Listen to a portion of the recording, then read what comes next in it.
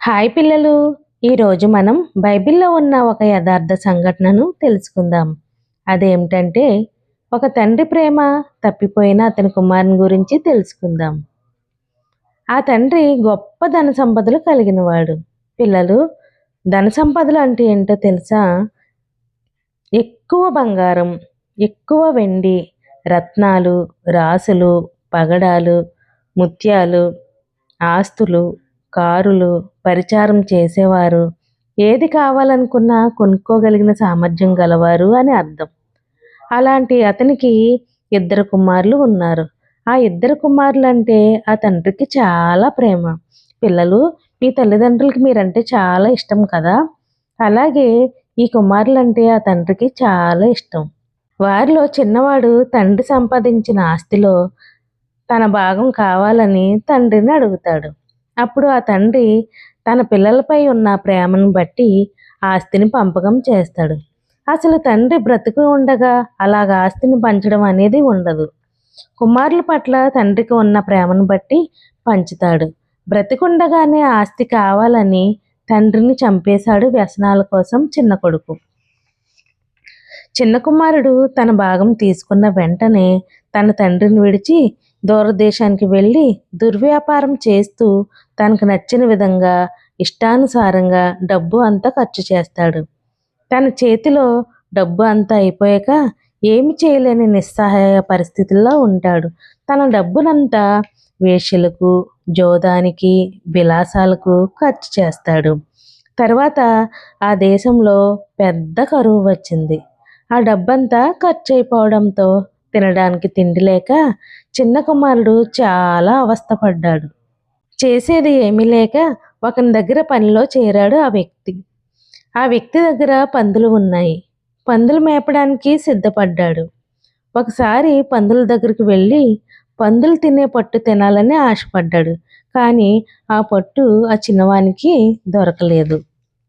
ఆ సమయంలో తిండి లేక ఆకలితో బాధపడుతూ తన తండ్రిని జ్ఞాపకం చేసుకున్నాడు. పిల్లలు, తన తండ్రి దగ్గర ఉన్న ఎంతో మంది కూలివానికి భోజనం ఎంతో సమృద్ధిగా ఉంది. నేనైతే ఆకలితో ఇక్కడ చాలా బాధపడుతున్నానని చాలా వ్యసనపడ్డాడమ్మా. వెంటనే తన తప్పు తెలుసుకొని తన తండ్రి దగ్గరికి వెళ్ళాలని నిర్ణయించుకొని తండ్రి దగ్గర తాను చేసిన పాపాలన్నీ ఒప్పుకొని తన కూలివానిలో ఒక్కడిగా అయినా చేర్చుకోమని చెప్పుటకు ఆశపడతాడు. వెంటనే ఆ దేశాన్ని విడిచి తన దగ్గరకు వెళ్తాడు. ఆ కుమారుడు వస్తుండగా ఆ తండ్రి దూరం నుంచి చూచి తనపై కనికరపడి పరిగెత్తుకుంటూ వచ్చి గట్టిగా కౌగిలించుకొని ముద్దు పెట్టుకుంటాడు. అప్పుడు ఆ కుమారుడు ఆ తండ్రిని, మీకు వ్యతిరేకంగా పాపం చేశాను, దేవునికి వ్యతిరేకంగా ఉన్నాను, పాపం చేశాను, నీ కుమారుని అనడానికి నాకు అర్హత లేనివాడను అని ప్రాధేయపడ్డాడు. మనం కూడా ఏ వ్యసనాలకు లోనవుతున్నాం పిల్లలు? నోటితో అబద్ధం ఆడటం, తల్లిదండ్రులను ఎదిరించడం, చెడ్డ మాటలు మాట్లాడడం వలన నోటితో పాపం చేస్తున్నాం. కళ్ళతో చూసిన ప్రతిదీ కావాలనే ఆశతో తల్లిదండ్రులను వేధిస్తూ సెల్ ఫోన్లు చూస్తున్నాం కదా పిల్లలు? అలాగా మనం ఉండకూడదు. తల్లిదండ్రులకు ఇష్టమైన వారిగా మనం జీవించాలి. చూసారా చిన్నవాడి స్థితి ఎలాగుందో? చిన్న కుమారుడు తప్పు చేశాడు కాబట్టి వాళ్ళ తండ్రిని ప్రాధేయపడ్డాడు. అయితే ఆ తండ్రి ఆ కుమారుని స్వీకరించి విలువైన దుస్తులను, చేతికి ఉంగరములను, కాళ్లకు చెప్పులను తొడిగించమని తన దాసులకు ఆజ్ఞాపించారంట.